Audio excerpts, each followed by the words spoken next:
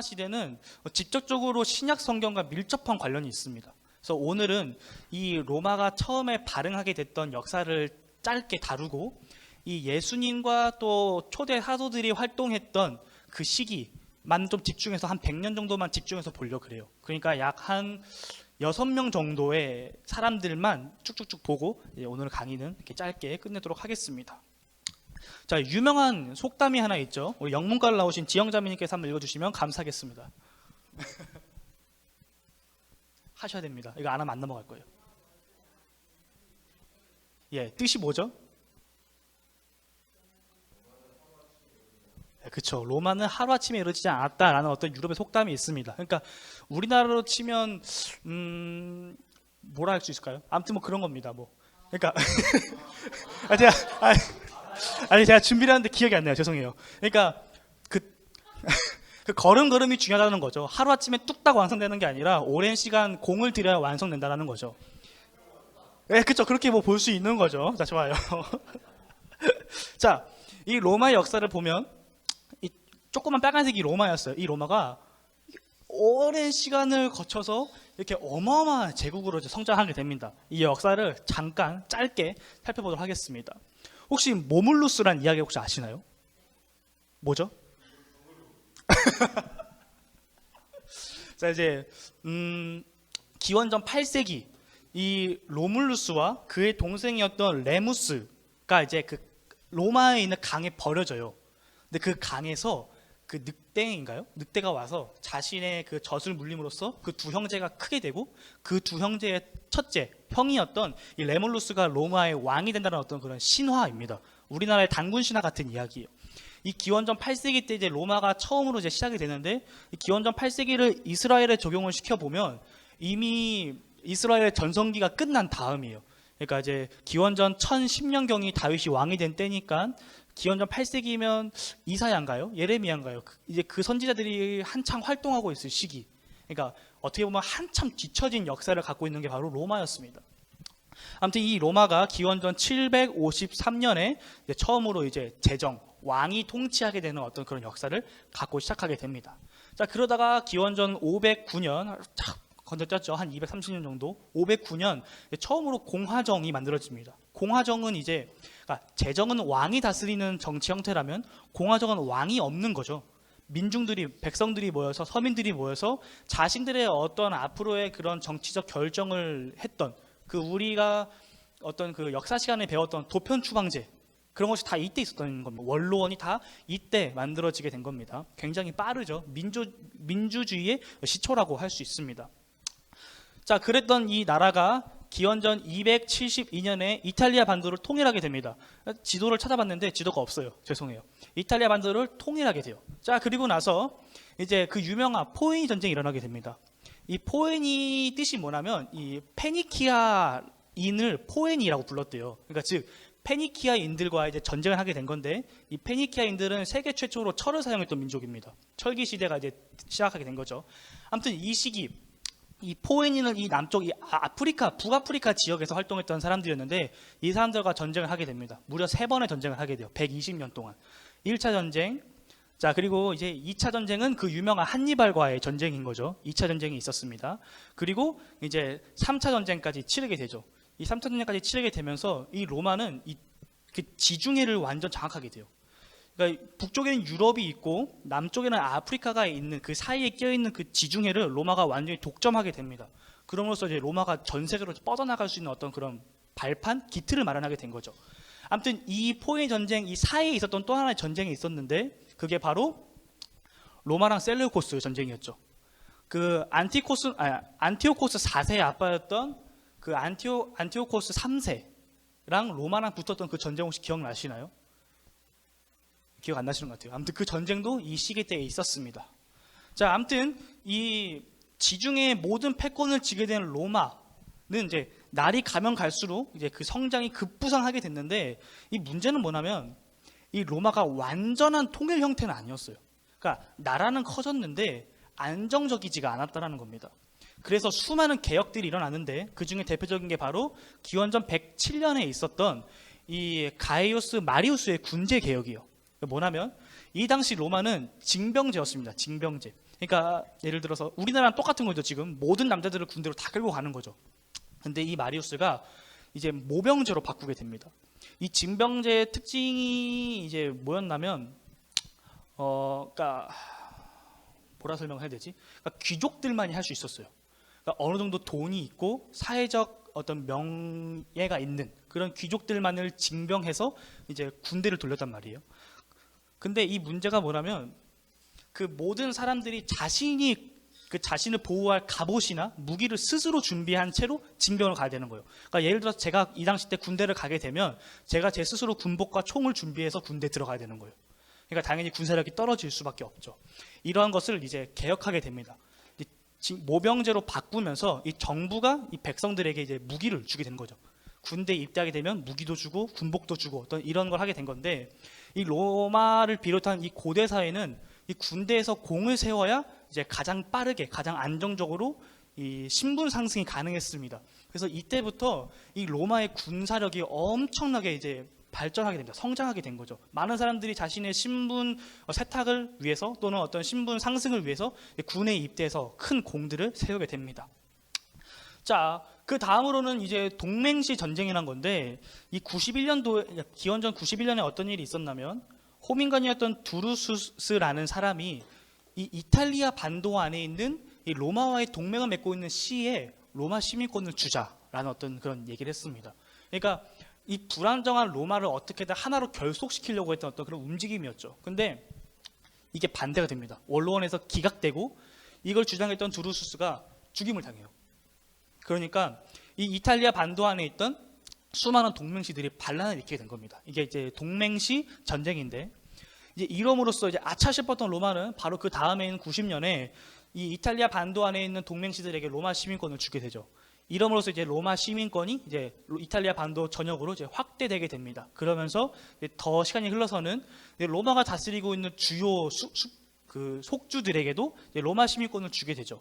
이제 이때 받았다고 추정되는 게 바로 사도 바울의 아버지, 또 아마 이때 로마 시민권을 받아서 사도 바울도 자연스럽게 로마 시민권을 얻지 않았나 하는 학자들의 추측이 있습니다.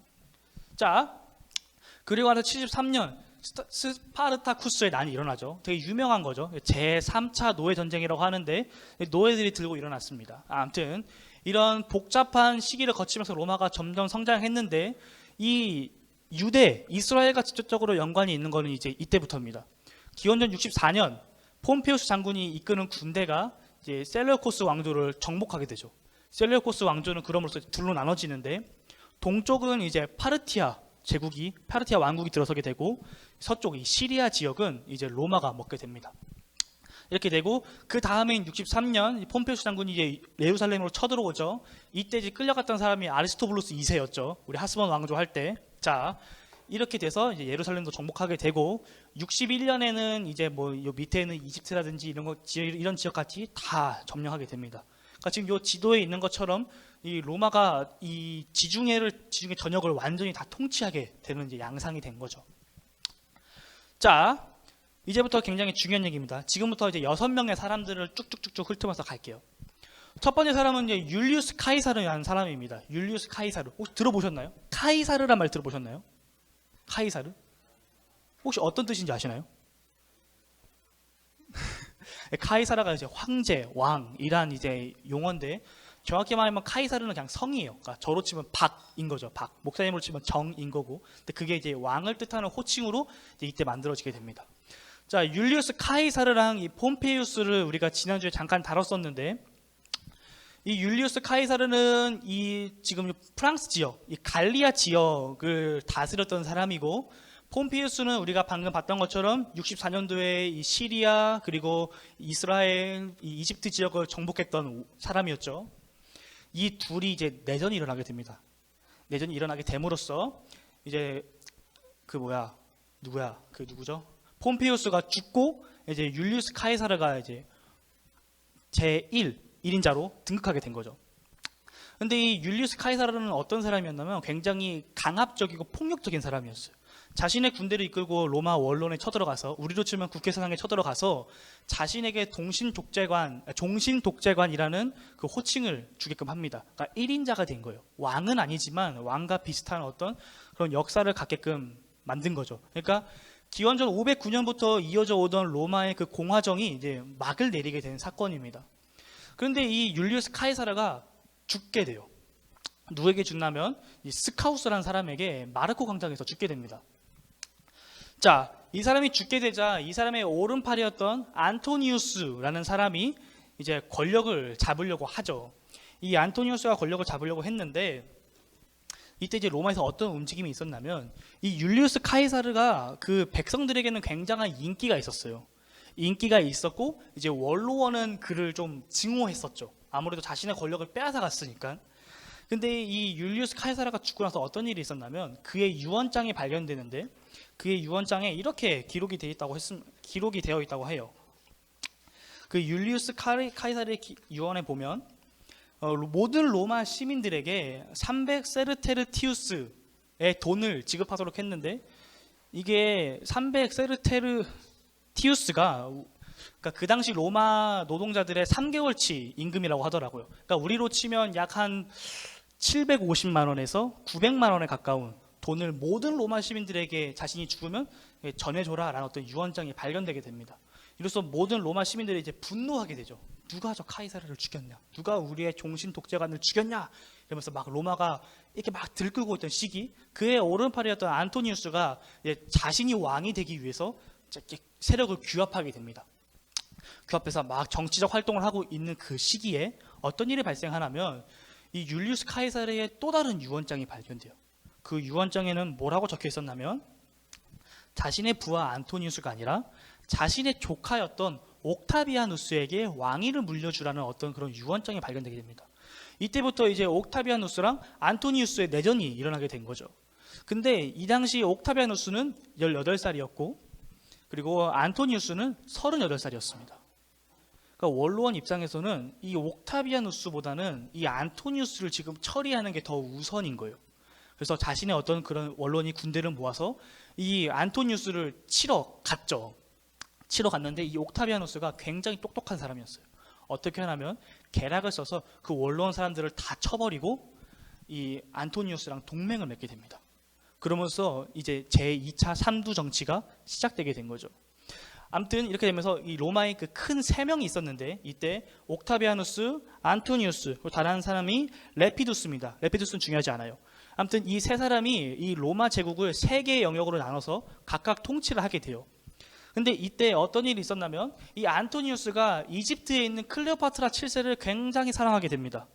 그 우리가 저번에 배웠죠. 그 폼페이우스의 목을 잘랐던 프톨레미아 13세랑 같이 이집트를 통치했던 여왕이 클레오파트라 7세라고 말씀을 드렸죠.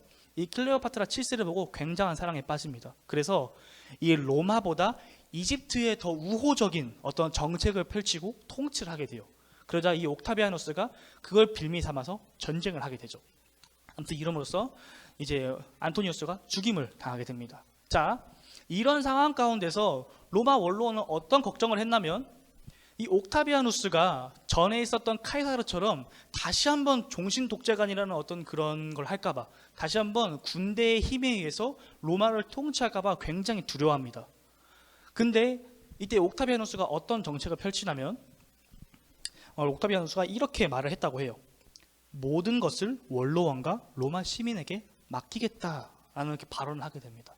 그러니까 로마 그 원로원과 시민들은 어떤 이러한 그 카이사르랑은 굉장히 다른 옥타비아누스에게 이렇게 반하게 되죠.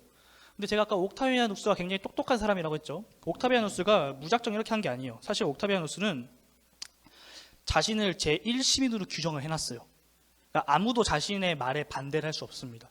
그렇게 다 해놓고서는 그렇게 한 거죠. 그러니까 겉과 속이 다른 사람이었던 거죠. 아무튼 이렇게 옥타비아누스가 로마 원로원과 시민들을 이렇게 지켜 세워주는 행보를 보이니까 이 원로원이 굉장히 옥타비아누스를 이뻐하게 돼요. 이러므로써 이 옥타비아누스가 30세가 되는 해에 그에게 아우구스투스, 그러니까 존엄한 자라는 어떤 칭호를 주고 또한 그리고 칭호를 줍니다. 그리고 옥타비아누스 스스로는 자기에게 세바스토스, 예배를 받으실 분이라는 어떤 칭호를 만들면서 자신 스스로를 신격화하게 됩니다. 이때부터 로마 황제의 신격화가 본격화되기 시작합니다. 자, 아무튼 이런 이 시기 때 이 옥타비아누스가 어떤 명령을 내리는데 그 명령이 성경에 기록되어 있습니다. 누가복음 2장 1절에 보면 그때 가이사 아구스도, 이 아구스도가 옥타비아누스를 뜻하는 아우구스투스를 말합니다. 아구스도가 영을 내려, 그러니까 명령을 내린 거죠. 영을 내려 천하로 다 호적하라 하였더니 라고 말합니다. 이 시대 때 바로 이 예수님의 아버지랑 어머니였던 요셉과 마리아가 그 갈릴리 나사렛에서부터 호적하로 그의 고향이었던 베들레헴에 가는 이 사건, 예수님이 태어나게 된 사건이 바로 이 옥타비아누스 황제 때 일어났던 일입니다. 자, 이 옥타비아누스는 이 기원전 27년부터 기원 후 14년까지 이제 통치를 했던 왕인데, 자, 이 옥타비아누스 때 어떤 일이 있었는지 또 한번 살펴봅시다. 이 옥타비아누스 때 어떤 일이 있었냐면 사도행전 5장에 보면 이런 기록이 있습니다. 그 전에 드다가 일어나 스스로 선전함에 사람들이 약 400명이나 따르더니 그가 죽임을 당함에 따르던 모든 사람들이 흩어져 없어졌고, 그 후 호적할 때에 갈릴리에 유다가 일어나 백성을 꿰어 다스리게 하다가 그도 망한즉 따르던 모든 사람들이 흩어졌느니라 라는 어떤 기록이 있습니다. 자, 이 옥타비아누스가 활동하던 이 시기, 이 드다 같은 경우에는 기원전 4년, 그 우리가 지난주에 배웠던 헤롯이 죽은 직후 정도로 추정을 하는데, 그 시기 때 이제 반란을 일으켰었고, 그리고 기원 후 6년경에는 이 갈릴리의 유다라는 사람이 이제 반란을 일으키게 됩니다. 이때 로마가 그들을 이렇게 막 숙청하게 되죠. 아무튼 이런 일이 있었는데, 이들이 이런 활동을 했던 이유가 바로 메시아 사상 때문에 그랬어요. 이 땅 가운데 그 진정한 메시아, 참된 예언자가 오게 될 거라는 어떤 그런 사상이 있었다고 말씀을 드렸잖아요. 이때 이 유대인들이 그 메시아를 손꼽아 기다리면서 각자의 어떤 율법을 지켜야 된다, 또는 뭐 메시아는 오지 않는다, 어떤 뭐 이런 여러 가지 사상 가운데 어떤 사람들이 있었냐면, 이제 젤롯이라는 사람들이 있었는데, 그 젤롯이 어떤 사람들이었냐면, 우리가 무력 봉기해서 다윗의 왕조가 다시 회복되면 그때 참된 메시아가 올 것이다. 다윗의 진정한 혈통이 우리 가운데 임해서 다시 한번 이 이스라엘을, 이 유대를 회복할 것이다 라는 어떤 그런 사상이 있었습니다. 마치 요한 휘르카노스 1세랑 비슷하죠. 어떤 그런 극단적인 사람들이 있었어요. 그래서 이 사람들이 이렇게 막 봉기를 일으키게 된 겁니다. 자신을 어떤 스스로 메시아라고 한 사람들도 있었고, 또는 메시아가 빨리 오게 하기 위해서 우리가 로마를 쫓아내야 된다 라는 어떤 그런 사상들이 있었습니다. 이 젤롯 땅은 이제 이런 칼을 사용했습니다. 젤롯 땅을 다른 말로는 이제 시칼이라고 하는데, 이 칼 이름을 시칼이라 그럽니다. 시칼이 아니라 시칼이.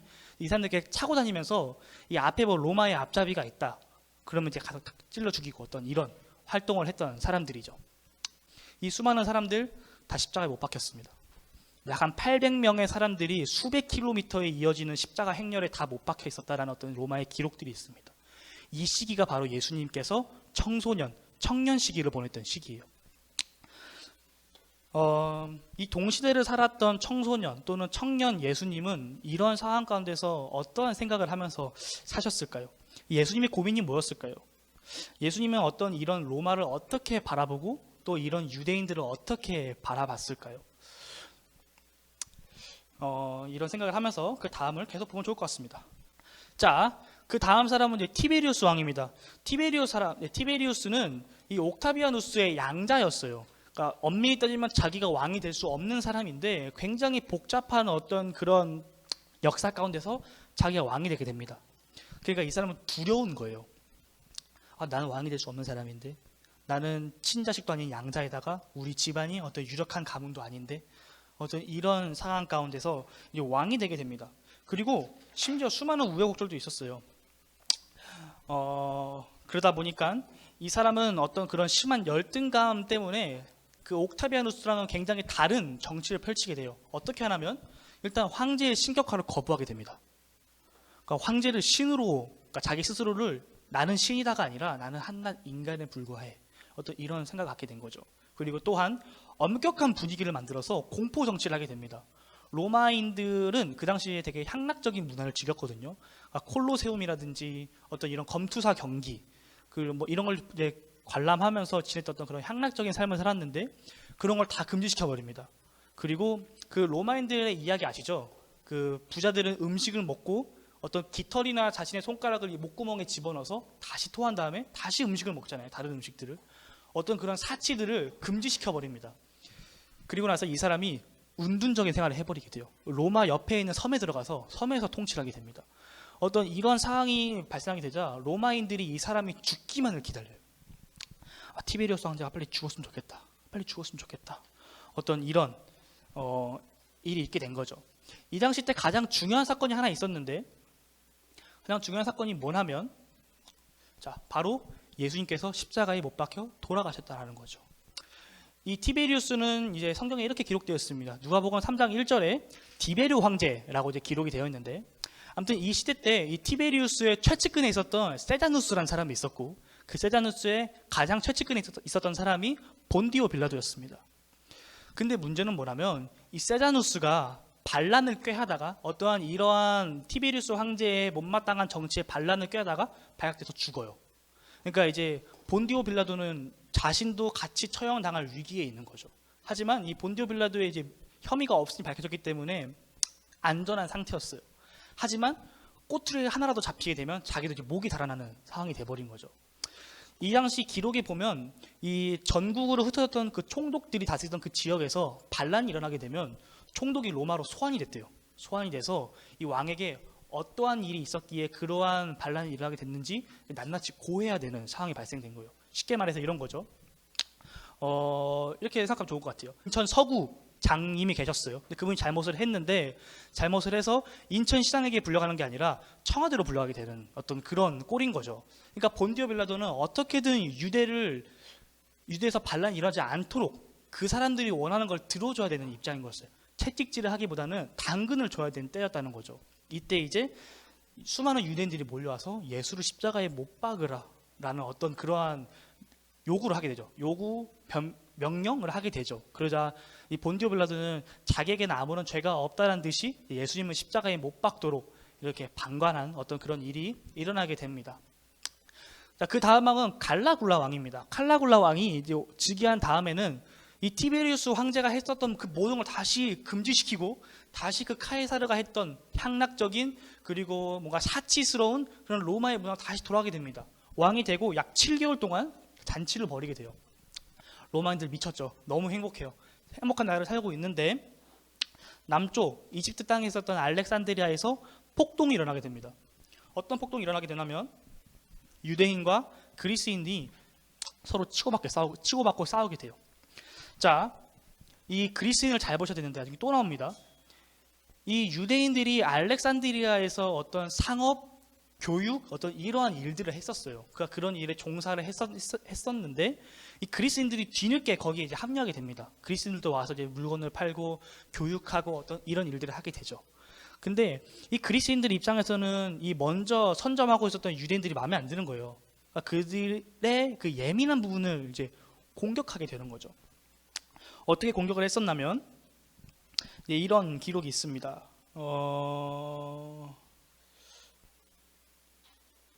자, 이 그리스인들이 유대인들이 로마 황제를 숭배하지 않고 여호와만을 숭배하는 그 모습을 가지고 이렇게 막 공격하게 돼요. 그들을 도발하게 된 거죠. 그러자 이 둘 사이에서 폭동이 일어나서 이 유대인들의 어마어마한 숫자가 죽게 됩니다. 맞아 죽게 돼요. 그러자 이 유대인의 대표였던 그 당시 필로라는 사람이 이 칼라굴라를 찾아가게 돼서 이러한 일이 있었다라고 이제 얘기를 하게 됩니다.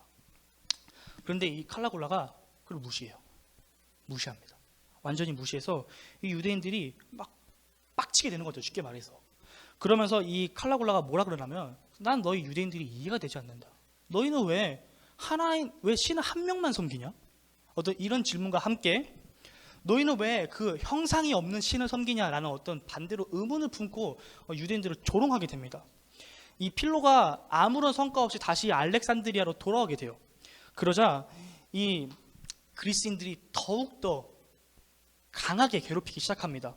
어떻게 괴롭히냐면 그 유대인들의 회당에 로마 황제의 신상을 갖고 들어오게 돼요. 그러니까 쉽게 말해서 이런 거죠. 예배당에 불상을 갖고 들어오게 된 꼴이 돼버린 거예요. 그러니까 이제 유대인하고 이 그리스인들하고의 거의 전쟁에 가까운 어떤 그런 난투극이 벌어지게 됩니다. 이 소식을 들었던 이 칼라굴라가 어떻게 하냐면 굉장히 열이 받아서 시리아 총독에게 명령을 내립니다. 지금 당장 예루살렘 성전에 가서 제우스 신상 세워 하는 명령을 내리게 돼요. 근데 이 당시 시리아 총독은 그 유대 사람들을 굉장히 잘 알고 있던 사람이었어요. 그래서 어떻게 하냐면 지금 저 신상을 저기다 지으면 이 민족이 아마 멸절될 텐데 라는 어떤 그런 걱정을 하게 됩니다. 그래서 어떻게 하냐면 최대한 천천히 더디게 그 제우스 신상을 만들게끔 명령을 내려요. 그래서 엄청 오랜 기간 동안 그 제우스 신상을 만들게 됩니다. 이 소식을 들은 칼라굴라가 열받아서 자신의 사신을 보내요. 죽으라고, 자살하라고 사신을 보냈는데 그 사신이 이 총독에게 도착하기 전에 이 왕이 암살당해서 죽게 됩니다. 자, 그 다음 왕이에요. 이제 네 번째 사람인데 클라우디우스라는 왕이 그 후에 이제 왕이 되게 됩니다. 이 사람은 이 칼라굴라랑 굉장히 다른 사람이었어요. 이 유대인들을 최대한 자극하지 않습니다. 이 칼라굴라가 예루살렘 성전에 제우스 신상을 세우려고 했다면 이 반대로 클라우디우스는 이 예루살렘에 있었던 로마 총독 관저랑 그리고 그 로마 군단의 진영을 가이사라로 옮기게 돼요. 가이사라로 옮기게 되면서 이제 거기에서 이제 나중에 이제 로마 총독들이 거기 거하고 어떤 이러한 일이 일어나게 되고, 그리고 이 로마 군대가 예루살렘으로 올라갈 때는 어떤 황제의 흉상이라든지 아니면 부대 깃발 같은 것도 아예 갖고 들어가지 못하도록 금지시켜 버립니다. 자, 근데 이때 어떤 일이 있었냐면 이 로마 도시 안에 약 한 200만 명이 살았다고 하는데 그 로마 도시 안에서 유대인들과 기독교인들이 서로 치고받고 싸우는 일이 일어나게 돼요. 그러니까 이제 이 클라우디우스는 로마 안에 있던 모든 유대인들, 기독교인이든 유대인 상관없이 다 나가! 하고 추앙을 시켜버리게 되죠. 이게 바로 나사렛 칙령입니다. 왜 나사렛 칙령인지 모르겠어요. 아무튼 나사렛 칙령이 반포되게 됩니다. 그래서 로마 안에 있던 모든 유대인들이 추방되게 돼요. 이때 추방된 사람이 바로 그 유명한 브리스길라와 아굴라인 거죠. 이 브리스길라와 아굴라가 이제 고린도로 넘어오게 돼서 나중에 거기서 이제 사도 바울도 만나고 나중에 알렉산드리아에서 온 이제 아볼로도 만나게 되는 거죠. 자, 이 클라디우스 때 이 신약 성경의 배경이 되는 굉장히 중요한 사건이 일어나는데 그게 바로 제국을 안정화시켰다라는 거예요. 이 로마가 이렇게 안정되지 않았다고 말씀을 드렸잖아요. 이 클라디우스가 어떠한 그 정치를 펼치냐면 자신의 군대들을 전국 각지의 가장 중요한 핵심 포인트들에 이렇게 보내게 돼요. 그러니까 우리나라로 치면 여기 인천, 대전, 광주, 부산 이렇게 가장 중요한 몇 개의 포인트 지점에 이제 군대를 보내게 되는 거죠. 그리고 그 군대가 빠른 시간 안에 그 반란이 일어난 지역을 소탕할 수 있도록 제압할 수 있도록 도로를 닦기 시작합니다. 이거 이제 에그나티아라고 하는데 이 도로가 이 로마 전국으로 건설되게 돼요. 이 지도에 보면 이게 로마 지도인데 로마 지도 전역으로 가장 중요한 핵심 도시들을 잇는 이런 이 길들이 건설되게 됩니다. 이 에그나티아 사진이 뒷페이지에 있나 봐요. 지금 없는데 나중에 보여드릴게요. 아무튼 이런 도로가 닦이게 됩니다. 그러니까 즉 이 클라디우스 황제 때 이 로마는 안정화돼서 치안이 잡히게 되고 전국 곳곳으로 길이 뚫리게 되는 거죠. 이때 로마에서 나온 말이 그거였어요. 모든 길은 로마로 통한다. 어떤 세상의 끝이 로마라는, 세상의 시작도 로마고 끝도 로마라는 어떤 그러한 사상들이 이때 만들어지게 된 거죠. 자, 계속해서 팽창하던 로마, 이제 마지막 왕인데 이제 네로 황제가 등극하게 됩니다. 기원전 54년부터 68년까지 이 네로가 등극하게 됩니다. 이 네로는 우리가 굉장히 폭군으로 알고 있잖아요. 근데 역사학자들은 폭군이 아니다라고 말하기도 하는데, 아무튼 일단 이 네로는 왕이 되는데 왕이 되면서 이제 자기의 어머니랑 동생들을 이제 죽입니다. 죽이면서 왕이 돼요. 자신의 어떤 튼튼한 정치적 기틀을 마련하기 위해서 많은 피를 흘립니다. 이 네로가 왕이 된 다음에 어떤 일이 발생하게 되냐면 64년인가요? 로마에서 엄청 큰 화재가 발생하게 돼요. 이게 그 당시 로마의 행정구역인데 이 로마는 그 사람들이 밀집됐던 지형을 또 거주 지역을 기준으로 14개의 구역을 나눠놨어요. 근데 그 중에서 10개의 구역이 불타 소실하게 됩니다. 그러니까 로마 화재가 6일 동안 됐다 그래요. 6일 동안. 그러니까 로마 도시의 모든 게 다 불타버린 거예요. 그리고 딱 4개의 구역만 남았는데 이 4개의 구역 중에 한 구역에 기독교인들이 살고 있었어요. 자, 정치인들 뭔가 문제가 생겼어요. 그러면 다른 걸로 덮어야죠. 다른 이슈를 터뜨리거나 아니면 누군가에게 책임을 전가하거나. 네로 또한 마찬가지였습니다. 네로의 아내가 유대교를 믿는 사람이었거든요. 그러니까 유대교와 사이가 안 좋았던 기독교인들이 로마에 방화를 저질렀다라는 어떤 그런 유명을 씌우게 됩니다. 그래서 이때 수많은 기독교인들이 순교당하게 되죠. 그 기록에 보면 이제 콜로세움과 같은 곳에 들어가서 이제 검투사 경기를 하다가 막 목이 잘리고 굶주린 맹수들에게 먹히고 화형을 당하고 어떤 그런 기록들이 있습니다. 그 혹시 영화 바울 보신 분 계신가요? 영화 바울을 보면 처음 시작할 때 그 가로등이 막 불타고 있거든요. 그게 가로등이 아니라 사람이에요. 기독교인을 잡아다가 나무에 매달아 놓고 기름을 뿌린 다음에 불태워서 밤에 가로등으로 사용을 했다는 어떤 그런 기록도 있습니다. 자, 이제 수많은 사람들이 죽임을 당하게 되죠. 이때 죽임을 당했다고 추정되는 사람이 바로 이제 왼쪽에 있는 사도 베드로랑 오른쪽에 있는 사도 바울입니다. 베드로는 이제 그 기독교 전통에 의하면 십자가에 거꾸로 매달려서 죽었다라는 기록이 있고 어떤 그 전통이 있고, 그리고 이제 사도 바울 같은 경우는 이제 참수당했다고 하죠. 목이 잘려서. 이런 박해가 일어나게 됩니다. 이런 박해 가운데서 그리스도인들은 예배를 어떻게 드렸을까요? 그렇죠. 지하교회에 숨어서 카타콤이라고 하는 이 로마의 공동묘지에 숨어들어서 이제 예배를 드리게 됩니다. 이 카타콤이 벽에 있는 게 다 해골이에요. 지금 해골입니다. 이런 곳에서 그들이 이제 목숨을 걸고 예배를 하게 된 거죠. 자, 로마는 이랬는데 이 시기, 이 네로가 통치하던 그 시기 때 어떤 일이 발생하냐면 이제 로마 대화제 이후 2년이 지난 거예요. 2년이 지난 66년 유대 전쟁이 일어나게 됩니다. 유대 전쟁. 굉장히 중요한 사건인데, 아까 알렉산드리아에서 칼라굴라 왕이 그 황제로 있을 당시에 유대인과 그리스인들이 서로 싸웠잖아요. 마찬가지예요. 유대인과 그리스인들이 다시 싸우게 됩니다. 이 그리스인들이 계속 유대인들을 이렇게 괴롭혀요. 어떻게 괴롭히냐면 이 가이사랴, 아까 그 로마 총독의 관저랑 이 로마 군단병들의 진영에 있었던 그 카이사르에서 이 유대인 회당 앞에서 이제 그리스인들이 이방 신에 대한 제사를 드리는 거예요. 이 모습에 이제 유대인들이 이제 열받아서 폭발하게 된 거죠. 그래서 그리스인들과 막 치고받고 싸우게 됩니다. 어떤 이런 상황이 있었는데 이걸 로마가 방관하게 돼요. 거기에 대한 수습을 해주지 않습니다. 그래서 이때 유대인들이 엄청난 숫자가 죽게 되고 유대인들이 엄청 막 그 분노한 상태가 되게 되는 거죠. 막 화가 지금 욕까지 막 나 있는 거예요. 이런 상태에서 어떤 일이 발생하냐면 이 유대가 로마에 대한 세금이 밀렸어요. 그래서 그 당시 예루살렘 총독이 예루살렘 성전에 들어가서 금 17달란트를 몰수해 갑니다. 그러니까 이방인이 예루살렘 성전에 들어갔고 거기에서 하나님께 드렸던 그 금화를 갖고 가게 된 거죠. 그러니까 유대인들이 거기서 폭발해서 로마를 상대로 전쟁을 일으키게 돼요. 그게 바로 기원전 66년인 거죠. 이들은 이제 막 어떤 다시 과거 그 하스몬 왕조 때처럼 돌아가고 싶었을지도 모를 것 같아요. 아무튼 그들은 다시 한번 정치적인 독립을 얻기 위해서 자신들의 종교적 독립을 위해서 이렇게 막 활보하게 됩니다. 가장 치열했던 전쟁이 이제 AD 70년에 있었던 전쟁인데, 이 70년에 이 티투스 장군이 자신의 군대를 이끌고 이제 예루살렘에 진격하게 되죠. 이때 예루살렘 성을 이제 포위하고 약 5개월 동안 이제 공성전을 펼치게 됩니다.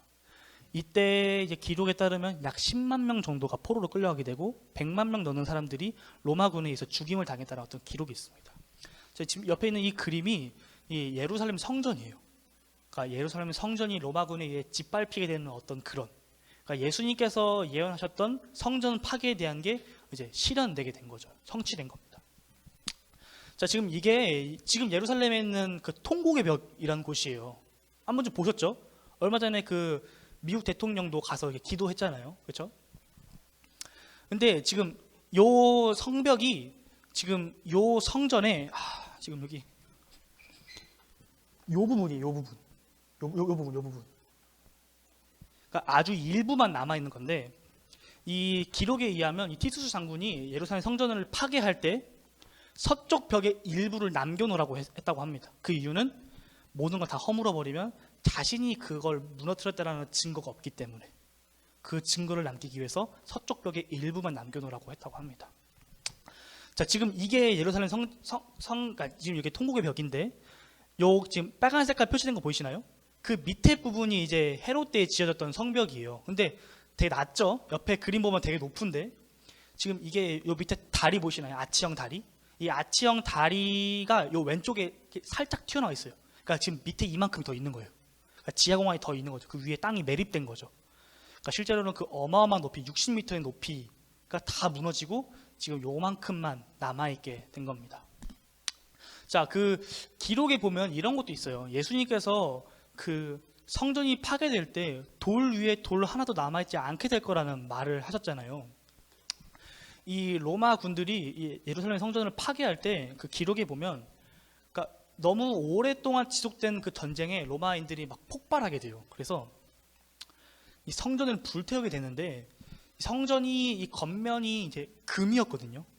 어느 정도였냐면 그 성전 위에 새가 앉지 못하도록 이렇게 뾰족뾰족 튀어나온 가시가 있었는데 그 가시조차도 순금이었대요. 그러니까 오늘날 현재 가치로 한 60조 원 된다고 그래요. 요번에 반포 신도시 개발하는 게 10조 원이라 그러는데 그게 그거보다 훨씬 큰 금액이죠. 그러니까 어마어마한 돈을 들여서 만든 그곳이 불이 붙으니까 그 금이랑 나무들이 다 타고 녹기 시작해요. 녹기 시작하면서 그 성전 바닥에 있던 돌들 사이로 금이 흘러 들어가서 거기서 굳어진 거예요. 그러니까 로마인들이 그 금을 캐기 위해서 그 모든 돌을 다 끄집어냈다 그래요.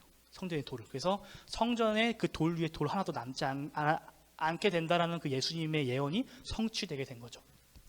자, 70년 예루살렘 성전이 파괴되고 이제 73년 전쟁이 끝까지 막바지로 치닫게 됩니다. 이것은 이제 마사다라고 하는 곳인데, 그 우리나라에 몽골이 쳐들어왔을 때 우리나라 군이 이제 항복했지만 항복하지 않았던 사람들이 있었잖아요. 삼별초라는 사람들이 있었죠. 그것처럼 이 사람들도 끝까지 포기하지 않고 이 로마로부터 독립하기 위해서 끝까지 항쟁했던 사람들이 있었어요.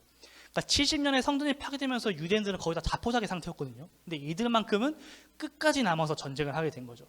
73년에 이 마사다 요새가 이제 함락당하면서 유대 전쟁이 이제 완전 끝나게 된 겁니다. 그러니까 유대인들은 더 이상 이제 뭐 어떻게 할 수 없는 상황이 돼버린 거죠.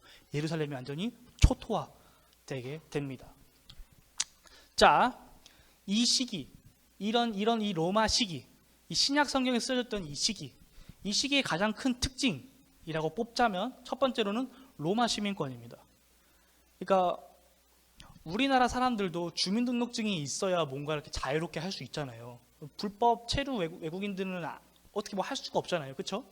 그것처럼 이 로마 시민권도 이 로마 제국 안에서 엄청난 혜택을 누릴 수 있었어요. 지금의 어떤 그런 뭐 미국 시민권과는 비교가 안 될 정도의 엄청난 그런 혜택이 있었습니다. 예를 들어서 이 로마인들은 자신들이 다스리는 속주 있는 사람들에게 자신의 짐을 맡길 수 있었어요.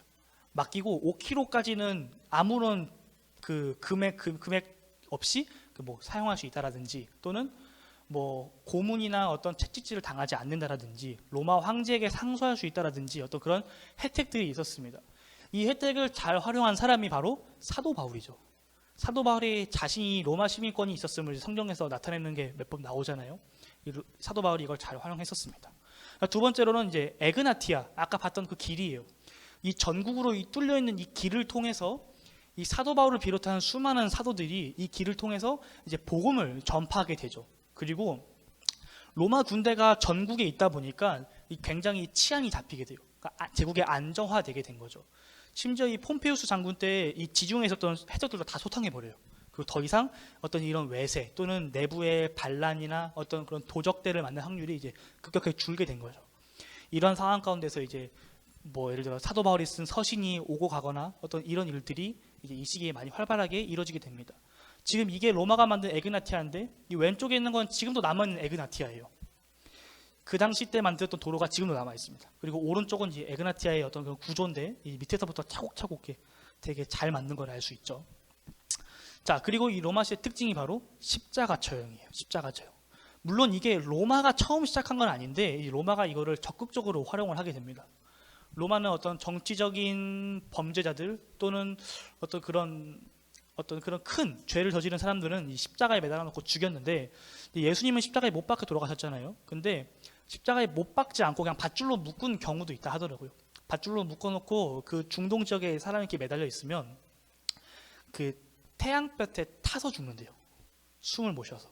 그러니까 막 매달려 있으면 살은 이제 태양에 익어가고 옆에서 막 그 맹금류들이 와서 막 눈이나 이런 거 막 파먹고 이제 이렇게 된다고 하더라고요. 탈수 증세로 이제 많이 죽었다라고 하더라고요. 그리고 또 그런 것도 있습니다. 그 갈라디아서 2장 20절인가요? 내가 그리스도와 함께 십자가에 못 박혀 죽었나니라는 표현이 있잖아요.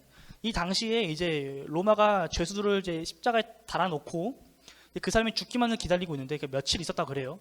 근데 나무가 부족한 거예요. 누군가를 달아야 되는데 나무가 부족한 거예요. 그럼 어떻게 했을까요? 살아있는 사람 그 위에다 다시 매다는 거예요. 못 박아서 매달아 버리는 거예요. 그러니까 이제 뒤에 먼저 달린 사람의 이 살이 썩어 들어가게 되면 그 진물이랑 막 그런 구데기들이 옆 사람한테 옮겨가고 이런 일이 있었다 하더라고요. 네, 아무튼 그렇습니다. 이러한 특징이 있었던 시기였어요. 자, 이 로마가 이 전 세계로 뻗어나가는 데 있어서 가장 중요하게 생각했던 것 중에 하나가 바로 뭐냐면 지중해예요. 지중해. 자, 이 지도 보면 회색깔로 칠해진 게 아까 그 봤던 그 파르티아 제국이에요.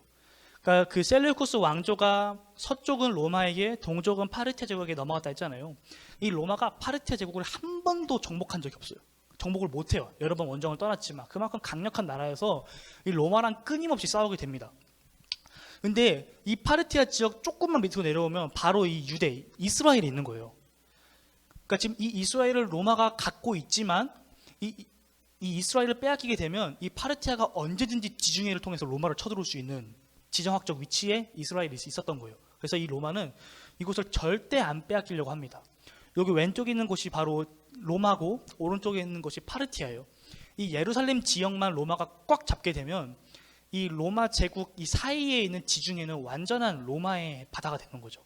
그러니까 이 지역을 어떻게든 뺏기지 않기 위해서 때로는 당근을, 때로는 채찍을 이 이스라엘 유대인들에게 행했다라는 것입니다. 이 로마는 어떠한 통치를 했었냐면 굉장히 특이한 통치를 했었는데 보통은 이제 로마의 총독이 가서 다스렸는데 이 유대교 자체가 굉장히 특이한 종교예요. 그러니까 로마는 여러 신들을 섬겼잖아요. 근데 이 유대교는 한 명의 신을 섬겼기 때문에 그들의 종교적 리더인 대제사장을 인정해 줍니다. 물론 자기들의 입맛에 맞게 뽑긴 했지만 그걸 남겨놓고 로마 총독이 다스리면서 동시에 분봉왕이라고 하는 어떤 그런 다른 제도를 운영하게 된 거죠. 동시에. 자, 그리고 또한 대규모 토목공사와 막대한 세금을 걷어가게 됩니다. 이로 인해서 이 유대인들은 엄청난 빈부격차를 겪게 되죠. 어떠한 이런 상황 가운데서 유대인들은 점점 더 어떤 종교적 열심보다는 정치적인 부분에 관심이 가게 돼요. 당장 먹고 살아야 되니까. 이러다 보니까 이런 이들을 각기 노선에 따라 흩어진 유대인들이 누구는 율법을 강조하면서 누구는 성경을 강조하면서 누구는 행동을 강조하면서 누구는 경건을 강조하면서 이 유대인들에게 신앙을 독려했다라는 거죠. 이럼으로써 누군가는 어떤 메시아적 운동, 젤로 땅처럼 무력을 통해서 하나님의 나라를 이루려고 했고 누구는 그냥 잠잠고 기다리면서 누구는 율법을 지키면서 이렇게 메시아가 오기를 기다리게 되는 어떤 그런 유대교의 변화가 있게 됩니다.